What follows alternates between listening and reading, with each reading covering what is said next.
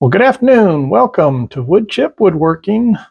Today we're going to do kind of a follow-up on last week's how to buy a lathe and what to think about and everything else. After you buy the lathe, let's talk about mounting stuff to the lathe. So let's get started on that. But first of all, I want to welcome everybody to Wood Chip Woodworking. Please feel free to share, subscribe, and like. My name is Paul Courtwright, and let's get this channel to grow. Spread the word out there, and please send me some comments of the things you like, dislike, and go from there. All right, let's get started, so hang tight. All right, so today we're going to talk about mounting things to the lathe, and what we want to do is after we get a lathe, we want to put our piece of wood on the lathe. So let's just say this is a piece of wood that I'm going to turn, and eventually I'll turn that into either a pepper mill or a handle. I'm not sure which, depends on that. But first of all, we got to get our block of wood. So we want to make sure that we got a decent block of wood. There's no voids, no cracks in it, that when it's spinning, it'll come apart. Now, the thing about it you've got to think about is if this piece of wood is spinning like this, a couple RPMs, even if it had a crack in it, it's not going to come apart. But the minute we spin at 2,000 RPMs, whereas this thing is just a spinning away, centrifugal force is going to pull that wood apart. So you have to be very careful on the selection of wood that you have. If there's cracks or voids in it, how that's going to affect the wood when it spins, because centrifugal force will cause the wood to explode on you. So be very careful with that. So let's just say that this is our block of wood that we're going to turn here. I'm going to give you some tips and comments and everything. You want to find the center of that. There's a couple different ways you can do it. A good friend of mine that passed away was Walt Bentley. He told me easiest way to do it is take your pencil, put your fingers on it, lay your finger up against there, draw a line like that, not moving your fingers. Go like that. Now you see you got this little square. Now you just take it and you connect the corners. And there's your center. Okay, that's one way of doing it. The other way is one of these little jigs. You lay it up there on the center of it. Put it from corner to corner. Scribe a line like that. Scribe a line like that. And now you got your center. The other way, the old-fashioned way, would be to take a tape measure. And I do have a tape measure here somewhere. Take a tape measure. Measure this.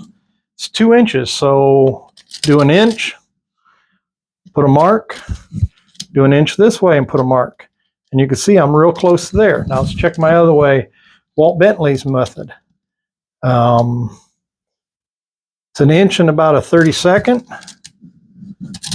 and right on an inch that way. So either way, you're going to get you roughly the same thing. Now when you put that between centers, then you'll spin it this way and it should run true. Okay, so that's one thing you got to think about. We'll put that on a lathe here in a minute. So the other thing is when you're doing spindle stock, you want to use a drive. This is happens to be a spur drive, and then you want to use, I typically use a live center. This just got the cone on it. I'll pull a cone off, and underneath there is a finer point. And with this one, I stick my pin through the hole here, turn it. It locks the spindle so it can't move, and then this just unscrews like so. So now I got a finer point if I want to get down real close to the thing. A lot of times, I'm not sure how to help you with that. A lot of times I want to put this in there. This would be what I use on that. So that's another thing to think about. Okay, so let's go over to the lathe and I'll show you how to set this up to do a spindle real quick, like you were going to do a handle for a ice cream scoop or something like that. So hang tight. All right, so here we are. You put this, going to go in your tailstock, then this will go in your drive up here. My tool rest out of the way. And I got my block of wood. So I want to take and line up the center point there, to the X that I put on it, hold it in place. Then you can bring this up here, lock your tailstock, and then just run this out.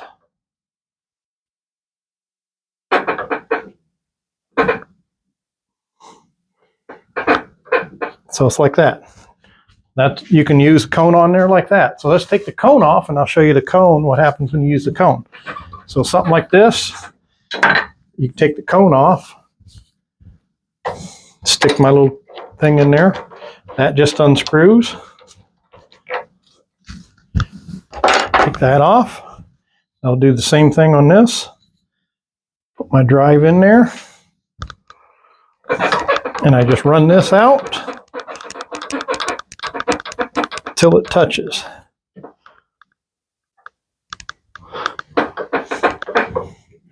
Okay. So now it's between centers. That's how we would set that up. And then if I was going to round it, just pull my tool rest up, put this up in place, and turn this. So now if I'm going to do a pepper mill, I'm going to round this over and I'm going to put a spigot on the end. So let's just put a spigot on the end of this real quick to show you kind of what I do there. Let me grab my face shield and put my face shield on, and we'll put a spigot on the end. Got my skew. You can use a skew or a roughing gouge, whichever you prefer. And we're just going to round this out and put a finger on there. So.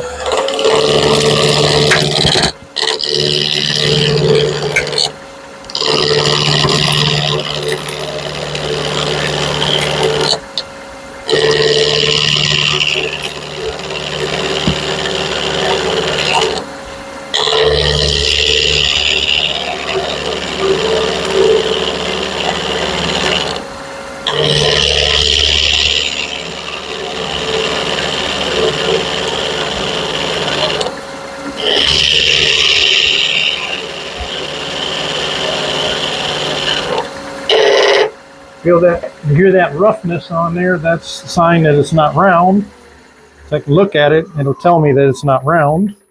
So I got a couple flat spots there and right there. So we'll continue around it a little bit more.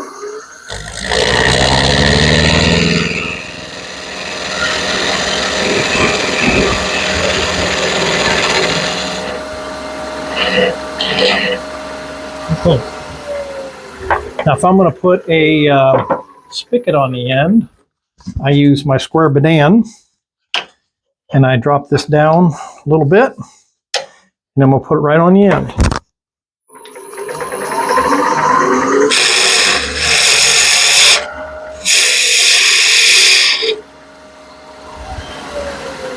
All right, so now I got a spigot on the end to mount in my chuck. So there's what I'm looking at doing right there. Put the spigot on the end so I can grab that with my chuck. So that is what they call between centers, okay? So when you think of between centers, okay, this is how the tree grew. It grew up and down. So my grain is running this way. So this is between centers now. That's not to say you couldn't take a block of wood like this. Now this is kind of an odd thing. Okay, looking at this, the grain on this one, this is the way the tree grew. Okay, so out here would be the bark, and then the inside of this would be the inside of the thing. So the tree grew up and down this way. That's not to say that you couldn't put between centers this way. So if I wanted to mount it like that, I could do that. Okay, or I can put it this way and go to side grain. We'll talk about that in a minute. So let's get turned back around and we'll get talking about some other stuff. All right, so that's between centers. Okay, so that would be if I was going to do a pizza handle or ice cream scoop, a pepper mill, something in that nature. Okay, so if I'm going to do a pepper mill, okay, I'm going to have to drill a hole in there. And this is an example of a pepper mill that I'm going to do here maybe later today. Okay, I got to drill a hole in there to accept the mechanism for this pepper mill that I'm going to work on, this one here. Okay, so I got to drill a hole straight through for that. So what I do, I mark the center like I showed you, put an X on there, find the center. I'll put it between centers and I'll turn a spigot on the end, okay?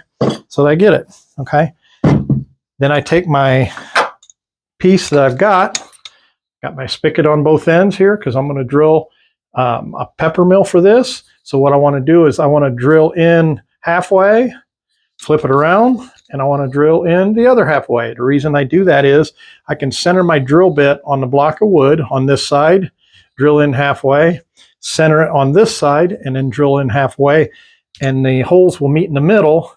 If I try to drill straight through, the bit might wander off and it might come off on one side or the other. So I drill from both ends when I'm doing pepper mills.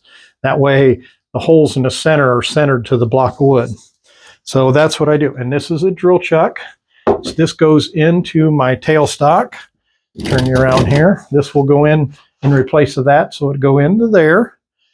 And then I'll take and put a chuck on there, put my block of wood on there, and I advance the drill and drill into it there. So that's what that would be all about.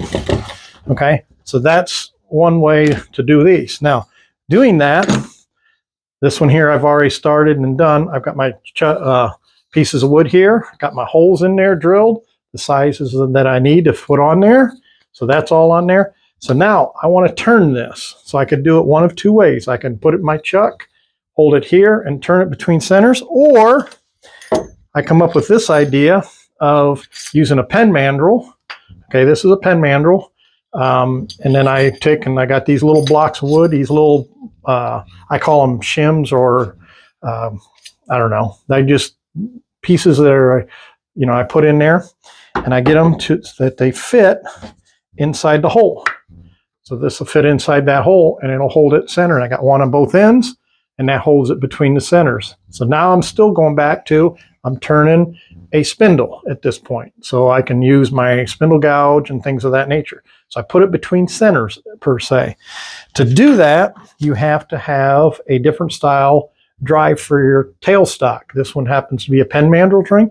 So this shaft goes through there and I can go in the length of one. So that's what I would put between centers like this with my little piece here. And if you watch some of my videos when I've done the pepper mills and stuff, you'll see that these fit in there like so.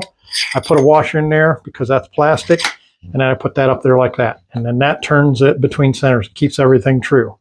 So that's how that would be turned there. That's the way I do pepper mills and that kind of thing. Now, this pen mandrel, let me get you a pen blank. All right, so I got a pen blank. This would be a pen blank that I have. They come in different lengths, different sizes.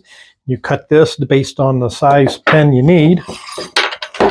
And I take my mandrel, and as you can see, I've got holes in it, and you got your brass bushings glued in.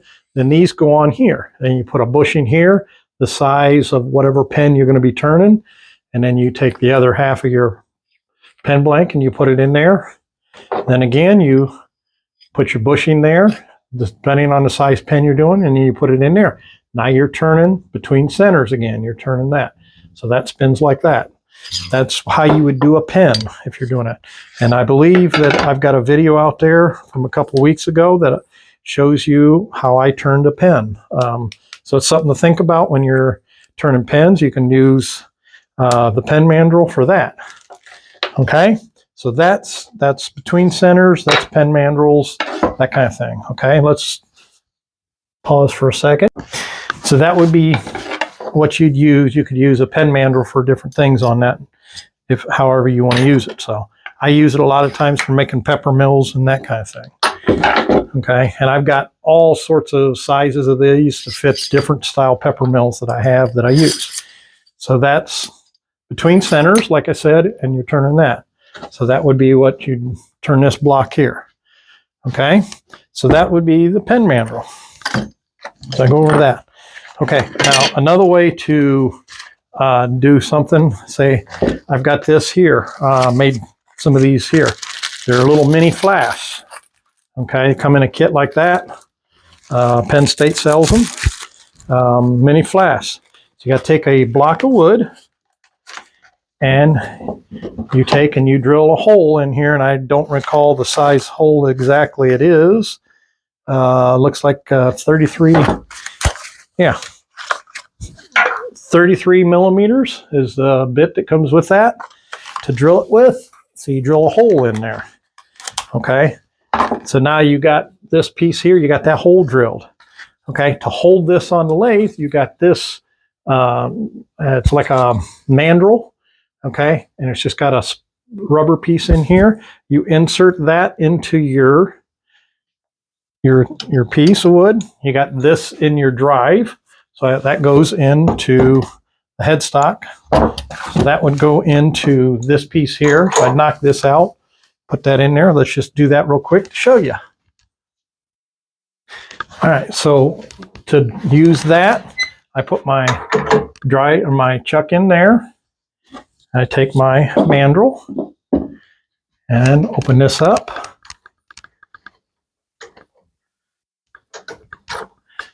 Tighten that up. And I take my block of wood. I've already got my hole drilled. That was the 32 millimeter hole that I drilled. Put that over top of there, and I want to go almost to the end of this. So I stick it on there like so. And then I've got a wrench here that I just tighten that up with. I got to tighten up the key to the chuck so it holds it.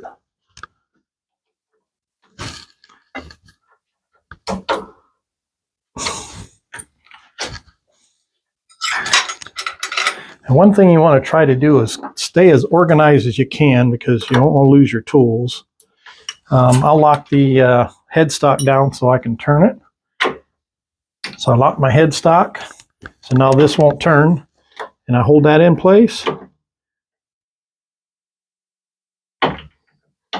And I just tighten that up. And as you can see, it gets tighter. See, it won't move now. Unlock my headstock, and I always run my tailstock up just to be on the safe side to help hold it, like so. Tighten that up. Now I can turn that between centers. Rough it out, shape I want it to what I want to do. Okay, and when I'm done, pull that off to the side. Lock my tailstock so I can take it off.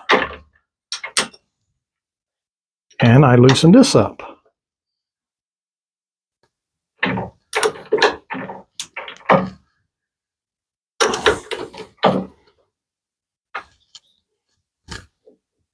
And that comes right off. And then I have a turn piece. So as you can see, I've got a couple of these that I've started. Now I put a spigot on the end to hold it so I can drill the hole, like I showed you earlier. That's what I do for that. So that's how we do that. So hang tight. All right, the next thing we want to talk about is doing a faceplate. Okay. So if I want to do a faceplate, I'll mount, say I want to mount this piece on my lathe right here. Okay, as you can see, I put a block of wood in there and I casted it, everything. Everything looks good. But I want to mount it onto a faceplate. I get my faceplate and I'm going to screw this to this here. Okay, so these are what we call faceplates. This is two different styles. This one's by one way. I don't know where this one is from, but these are two different style faceplates. They screw onto the headstock. I'll show you that. Go around and I'll show you that. 1 second here. Hang tight. All right, so here's my faceplate. This would screw on to this. So I put that up there, and it would screw on to my faceplate like that. Okay. This just happens to be a one-way faceplate. It's a heavy-duty one. I've only used it a couple times. So let's go back over to the bench. All right, so if I'm going to mount this on the lathe, I'm going to have to put a faceplate on it. So I can take and screw it to this side, or I can screw it to this side. And this side here with my little block in it would be hard to do. There's another thing that I'm going to show you here in a second. So if I'm going to do a vase, this is my block of wood that I'm going to do a vase. And again, grain's running this way, so I'm going to be turning this end grain. So I put my faceplate on this, and these screws go into there. Okay, so it's going to screw in there. Now, I think I mentioned this once before. The screws that you put in here, you do not want to use drywall screws. Okay, they're too brittle, they'll break real easily, won't secure your wood as easy. Try to use regular wood screws if you can. So you put them in there, and that's very easy. Just when you do it, you take and you drill a hole in your block where your screw is, and you put it in there. Now what I did was I created this little jig here. And this was just a 1-inch dowel that I turned to fit, and it fits right inside this here. Okay, it's got a little nail that I glued in the inner side. Stick this in there, and I can find the center of my board. So like I did here, let's say this piece was bigger and I'm going to screw this faceplate on it. I put this piece on here, like so, in that little hole. Put that in there, and then I put my faceplate over top, and you might tap that down in there, put it in there. Now you got it centered, and you can drill your holes, screw your faceplate onto that. Okay, so that centers it in your block of wood. Okay, so that was just a cheap little thing, a dowel. Put it between centers, true it up, make sure it's perfectly round, and make sure it fits here. Okay, that's the key, is finding the center, and then taking a nail and cutting the head off and sticking it down in that hole and gluing that in there. Just a simple little jig. So once you get that on there, then we'll take this over and we'll put it on a lathe, and I'll show you what we got. So hang tight. All right, so I got my faceplate screwed onto my block of wood, and I put it in here.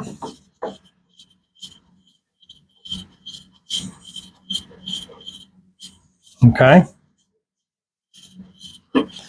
And then I set my tool rest, and I turn the outside first. Get the outside shape first. Once I get that, and a lot of times what I'll do is I'll run my tailstock up just for extra support on it like that. Turn my outside first, and then once I get the outside, then I drill a hole in there about the size, you know, something about the size of the mouth that I want. And then I got my hollowing system that I go in here from Lyle Jameson, and I'll go in and I'll carve all this out to the shape of my outside. So I shape the inside similar to that, thin the walls down on that. So I do that, okay?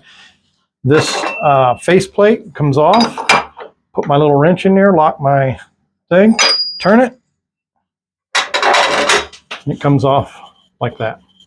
So that's faceplate. You can use faceplates on bowls, you can use faceplates on vases. I do a lot of vases that way. So let's go back to the bench. So I do a lot of faceplates on bowls. Now, same thing here. I'll put this on there, drive my center up to it. I'll shape the outside, and then I'll drill the inside out to whatever shape I want to do on that. So that would be a faceplate. Now this one here is a casting that I did. Just threw a bunch of scrap pieces of wood inside here. As you can see, there's all kinds of colors and textures and different types of wood in there. I'll put a faceplate on the base of this, and I'll put it between centers, and I might actually do a video out of this, doing this, and then I'll turn this. So that's another down the road. Now, let's talk about every lathe you come with comes with a faceplate, but let's say you don't want to use a faceplate, but you have a chuck. So this would be a chuck that I have, okay? You could do this with a faceplate as well. So what I come up with is find the center of my block of wood. I got this here, and I can mount my faceplate to this, or what I can do is, this is an example of one. I got a glue block here. I got a little hole in my glue block. See, got a little hole down the middle. I put a little wire in there. That wire sets in that hole, and now I can glue that on there.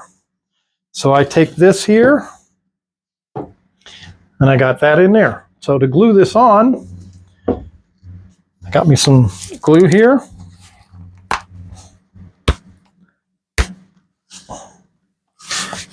Try and get rid of the dried up pieces on this. Naturally, it's not cooperating. Here it comes.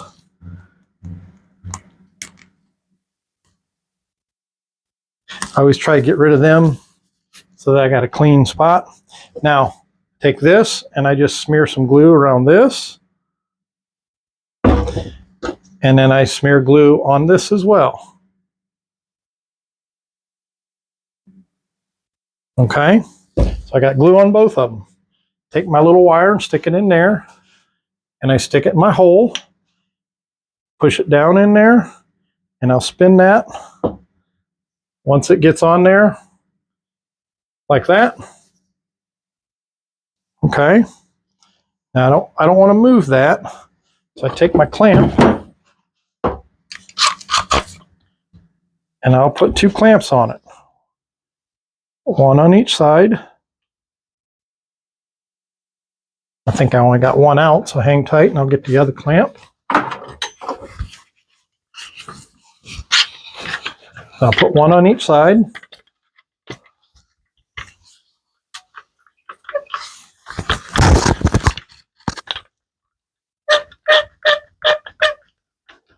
And that wire will help that glue block stay put. And I just tighten them up good and tight. And then I pull my wire out. Okay. So now I know this glue block is in the center of this block. Okay. Now, as another tip, okay, let me set this off to the side.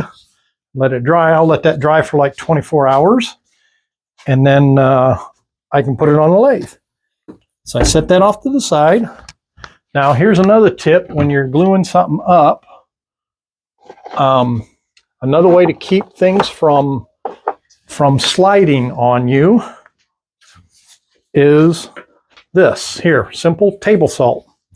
Okay, say I'm going to glue this onto this. I take and I spread my glue around here, take a pinch of salt, and I just put a little bit of salt on it. When I put my wood on top, that salt acts as an abrasive and it won't let that slide on you.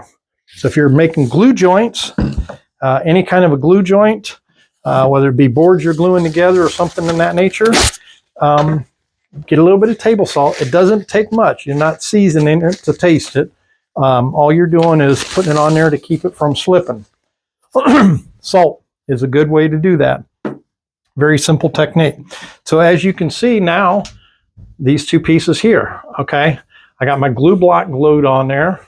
It's glued on. Now, the other thing that you can do is you can put a piece of brown paper between the glue block and your piece. So when you glue it on there like that, and then when you're done, you take a chisel and you get between the paper and the wood and chip at it, and this pops right off. So when you get done with your glue block, put that in your lathe, you can turn that back down straight so you get a nice smooth finish on it, and then you can reuse that glue block to do that. You can use a piece of a 2x4. 2x4s are very soft. You can use them. I don't really recommend it, but if that's the only thing that you have handy, you can do that. Any kind of a scrap piece of wood you can use as a glue block. So that's a glue block, okay? So there's another one, the same thing. This one's been used a couple times. It's glued onto there. Same, grab a hold of it with a chuck, put that in there. That's what I'm talking about with the glue block.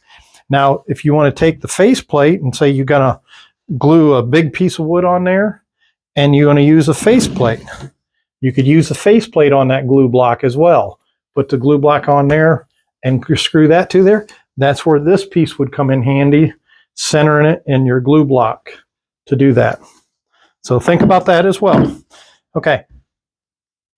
That's going between centers, that's using glue blocks and things of that nature. Now let's move on to, if I'm going to turn a bowl and I don't have a spigot, don't have any way to put it in there, and I want to just hold this on lathe. I got me a piece of wood, okay? I find my centers, okay? Find my center, same thing, tape measure. Take measure, measure across here, find my center. With this one, this is what we call a worm screw, okay? So I take a 3/8 drill and I drill a hole in the center, okay? You drill it down. You take this piece here and you put this in your chuck and you'll screw this into there. So let's go over to the lathe and let's do that real quick. All right, so we're going to mount this on the lathe, and I'll show you here. Put my chuck on the lathe, and we'll put that in there, and I'll show you how we do that. So let's go back to that. So hang tight. All right, so I take and put my chuck on the lathe. Put this on here. And this is just a one-way Talon chuck, or stronghold rather, I'm sorry. And so this goes in here, and I got to put my jaws in there, and these little pieces here grip that edge right there. So I stick this in there, and I just close this up on that.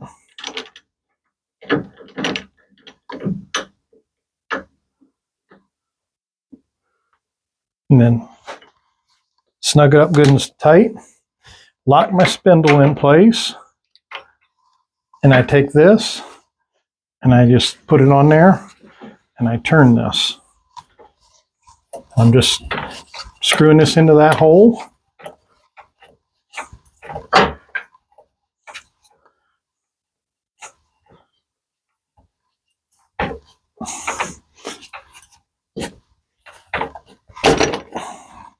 And you got to make sure you get it in tight.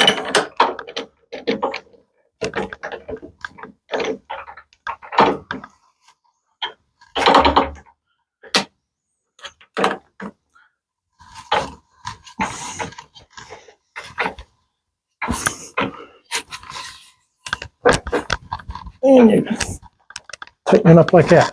Now the other thing I'll do is I will run my tailstock up. This is where I would use the cone, because I want to put this in there. So I put my cone back on. And then I run this up here. Like so. I take my tailstock, or my tool rest, and I go up. And I'll turn this around, get the general shape, and I'll put a spigot on the end of it. Let's go back over to the tool bench, and I'll show you what I'm talking about there. So I turn it, and I turn this here, the spigot right here on that. So my jaws will fit on that.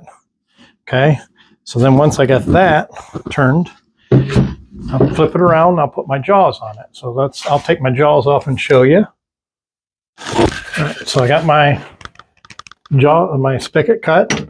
I put this in the jaws, open this up, and I'll put this in the jaws.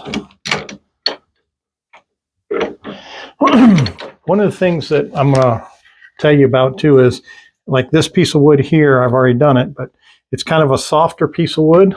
So what I've done was I've taken CA glue and I've put CA glue around this outer edge here. That hardens up the fibers of this here. So when I clamp onto it with my jaws and my chuck, this is a little bit more solid. Okay, this piece of wood has been dried for a while, and the spigot I got on here is kind of soft. It's got a lot of sapwood in it. So that chuck is going to hold on to that.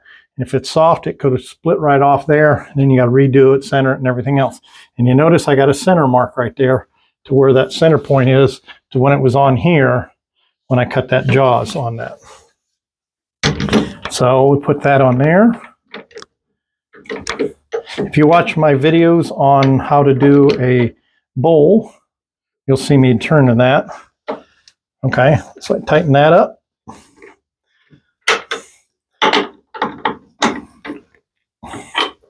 I always try to check the other side. And I run my tailstock, and this would have a hole in it for my screw drive, which was this here. So when this turned around like that, I would put that in there like so to hold that, so that that holds on to there. So, and I run this up like that, put it like that, and I'll finish turning the outside first, get everything shaped up and done there. Then I'll come in here and I'll turn the inside. There's different ways of getting rid of the material. I've got a coring system down here that if you look up some of my previous videos, you'll see that I use my coring system to do that. And this all sets up in there. You set this in there, and I can core out a small piece out of the center, so I'm not wasting that wood. I can turn another bowl out of that piece of wood. So I have that. That is an option of doing. So that's another way of turning to do coring that center part out, so that I'm not wasting away and it's faster and easier. But as you can see, it's not perfectly round, so once I turn it around like that, I want to true this edge up, get my shape on the backside right before I come in and do the inside of it. So that would be how you would do that. So let's take this off and get back over to the bench and talk about some more options. So now, let's just say I got this piece of wood here that I want to do. Got a mark there and a mark here. Okay, so all I want to do is, I'm not going to glue a faceplate on it. I'm going to turn a spigot on the bottom of it. I'll put this between centers. I'll use my drive and my tailstock. So I take my spur drive and I'll put it right on there, and I'll push it in as hard as I can so it grips. And I'll run my tailstock up against this piece here, and then I'll turn a spigot or a foot down here so I can grab a hold of it with my chuck. Okay, I made this little jig, okay, of different size chucks that I have. So this is the smallest my chuck will go for the small one. That's the largest. Smallest, my center one, and that's my largest. And then this is my smallest for my large one and the center one. Then what I done on the corner is I created this little cutout. This is when I make the spigot on it. When I make the spigot on this, I stick that like that, and that tells me where I'm at as far as making my spigot to grab a hold of it with my chuck. So it's a nice little jig to have. Now, thinking about that, I got 3 different size chucks here. I got my small, these are all one way. I got my small one here. It's got small jaws on it. It'll expand down pretty small. I've got my larger one here that'll go into this. Then I have my jumbo one, which will go bigger. If I'm doing in a bigger bowl, I want a bigger jaw or bigger jaws for set the bigger spigot. Now, this one here is not mine. I'm borrowing this for a minute. It's got what they call finger jaws on it. Okay, these are, get in there, you can get smaller pieces. It's great for turning dowels, turning longer, thinner stuff. You can turn around in there. It's also good for turning something like this. Okay, let's go over to the lathe and I'll show you what this is for. All right, so this one here is a little different. Put this on here, and it's a one way as well. Put it on there, and let's say that I want to turn this piece here. Got it all, the outside done, and I want to finish off the top of it. Okay, I close these jaws up as small as they will go, and I insert them into there. I'm not sure if this one fits because I've never done it with this size of hole. Okay, it's too big to fit that one, but we do have, as an example, let's say I'm going to turn this and I want to hold this. Oh, I got it all finished and everything, and I want to hold it. So I stick this over top of that, expand this into it.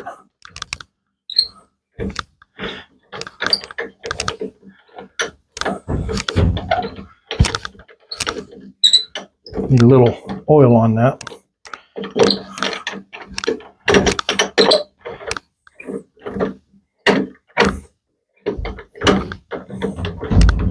And it will center itself on there when you do that.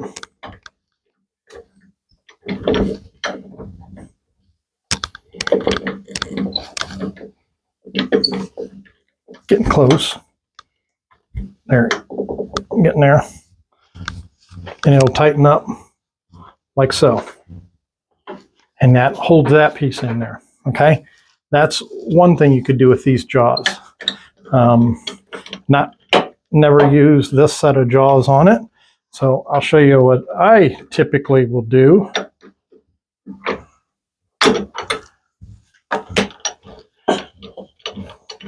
It's a finger set of jaws. Well, let's do something here real quick. I'll show you on something here. Hang tight. The main thing I would use these jaws for would be like this dowel here. I want to hold this. It's longer and deeper, so when you screw this onto there, it'll hold that better than the jaws that I have because it grips out further on that. So that would be more of an advantage of what these jaws would be for. So let's take this off here, and I'll show you my other set of jaws that I use when I do that kind of stuff. Okay, so I got my small ones, and I can do the same thing with this one, and I've done that many a times where I put this in there and screw it down. It'll go tight like that. Or you take this here, and I'm going to do it. And as you can see, there's stages here. One smaller, larger, and everything else. So typically what I will do is I will screw this down, and I can screw that into there, and then I expand into this, and then I could turn this end of it. Now when I get this turned, then I open that up, and I flip it around and do the same thing on this side. So I go to turn them in like that, okay? So you open this up and you expand into this here. You could do the same thing on your foot on this here. Stick your jaws in there and you expand it out to grab a hold of this outer edge here, or you can close it down and you grab a hold of this one. So either way you do that. That'd be different ways there. So that's kind of the option there. Okay, so now you've turned your bowl, you've turned your vase, everything's done, and now you want to reverse it to finish off the base of this. Okay, so if I'm going to finish off, say, this bowl here, I've got the inside done, and I want to finish this off. I can do that one of two ways. Okay, normally I would use the larger jaws to do what I'm doing. I make a jam chuck. Okay, so I'm going to switch out my jaws here. I put my larger set of jaws on, and you don't have to have jaws like this if you didn't want to. Okay.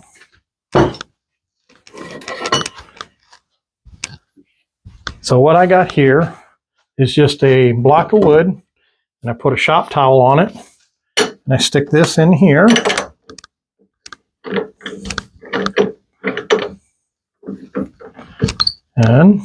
And you know, if you don't have a shop towel, you can use a rag, you can use a mouse pad, you can use anything as long as you put a piece of wood or put something over your wood when you do it.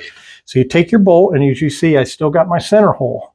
So I put that up there like that, and I take my center cone and I put it up there like this and tighten it up. As long as I got my center hole in there, as you can see, it's a little bit off, but that's where I can true this up, make this round, clean up the base of that, get all that done. That's one way of reversing it and turning the foot off. That's one. Okay. Second option that I have that you think, this is just called a jam chuck. Okay. Is you can take a piece of wood like this, stick that in there,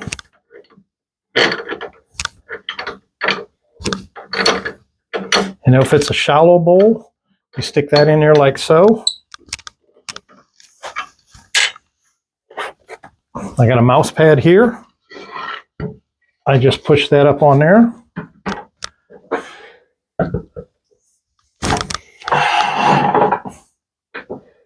Like so. Put that in there like that. Same thing. You're doing the same principle with just that. Okay. That's another option for you. Okay. So we take that off. Okay. Now, the other option I have is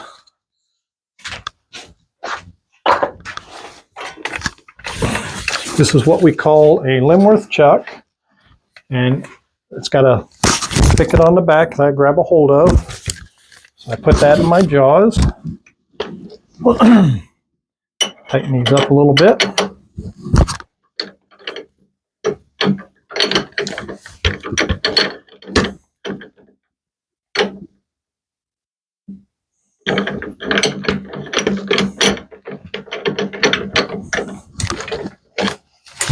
And get my banjo out of the way.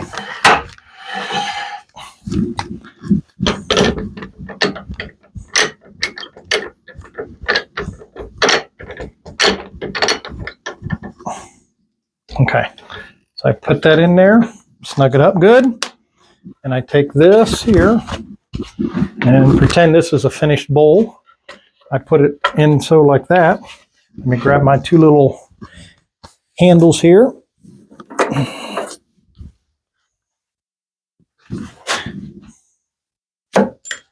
I got two little handles here. You got to loosen all these up so they're all loose. Okay. Usually what I'll do is I'll take this and I'll set this, open this up a little bit more. I got my handles and there's holes. There's a set of these holes on the back side and that. And you just open that up like so. Usually I'll just take this and I'll lay that up there. And I run my tailstock up against it. And you just want it snug. You don't want to put too lot of pressure on it. You just want to hold it in place like so. See how that's spinning? And then you take this here and you pull it down. And then you go through and you tighten all these up. And go through and tighten them all up.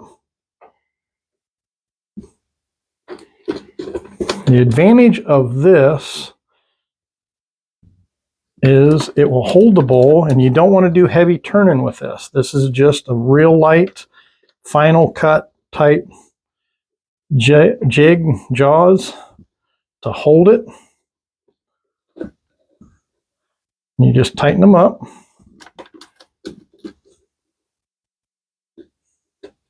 And they'll hold that tight.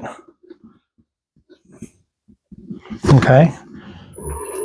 And you you leave it like this with the tailstock in, clean up any of this stuff, get your foot the way you want it, turn this down to a little bit of left, then you take your tailstock away.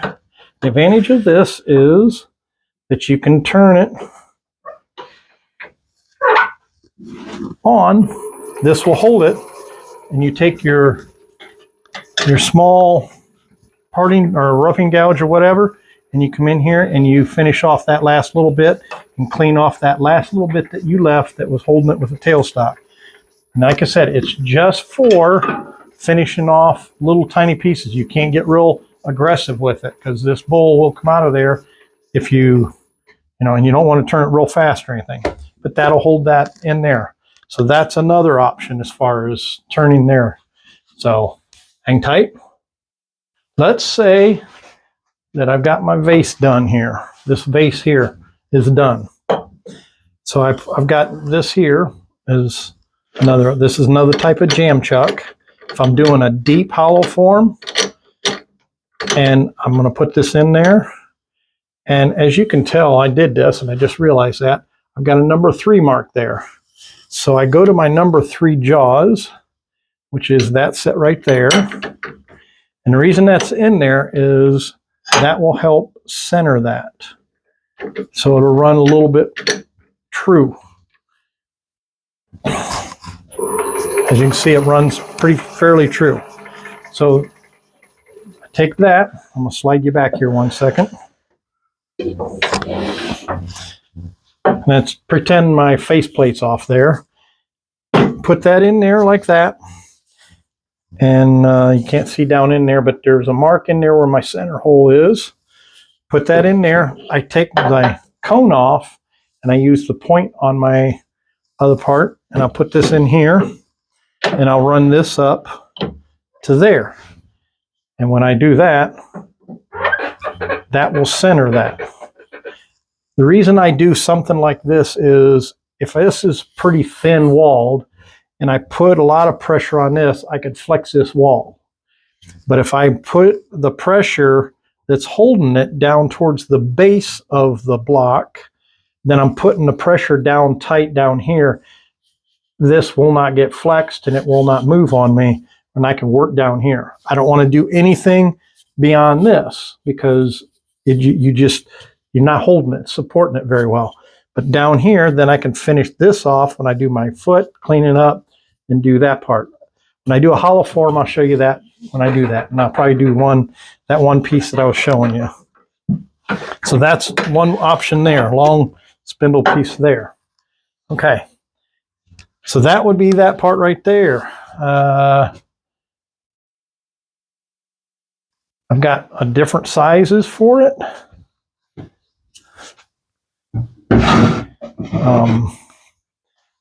Say this is another size, different for a larger hollow form, and you can make it fit down in there. See how that one doesn't fit?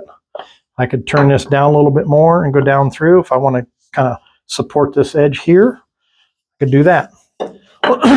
That being said, the last thing I want to show you real quick, and I think I already did that, is, in fact, I did, because I threw it over here, is when I've got a platter like this that I'm going to do, a lot of times I want to stay as close to the thing as possible. So I use something like this with the mouse pad in there, and I got my center hole there, and I can do that. Now, if you're looking at that, it's not very flat, so it's going to move on you a little bit, but it's not, you got all these edges out here, so when you're turning this, you want to make sure everything else is done except for this portion of it, so when you're holding it, it doesn't move on you. So hopefully that makes some sense. Let's go back over.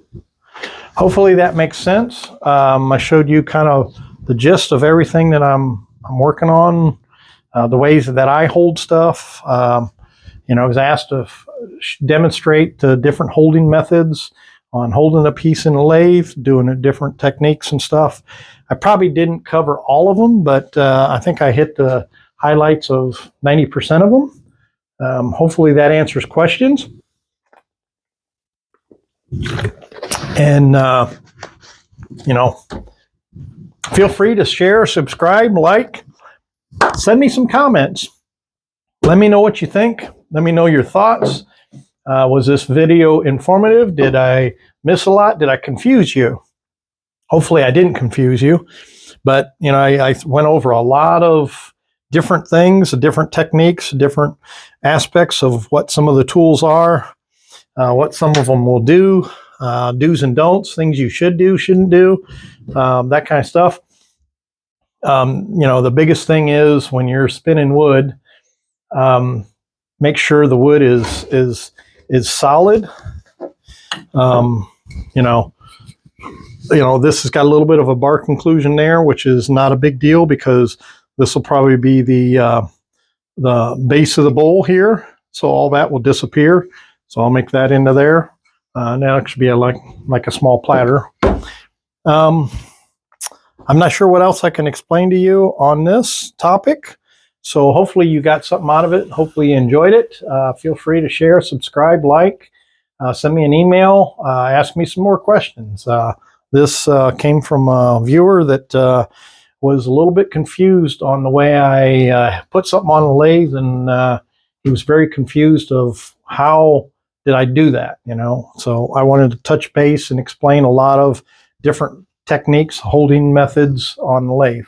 So Feel free to share, subscribe, like. Let's get this channel to grow, and hopefully you learned something. Send me some comments, emails, whatever you like, and we'll talk to you on the next one. Have a good night.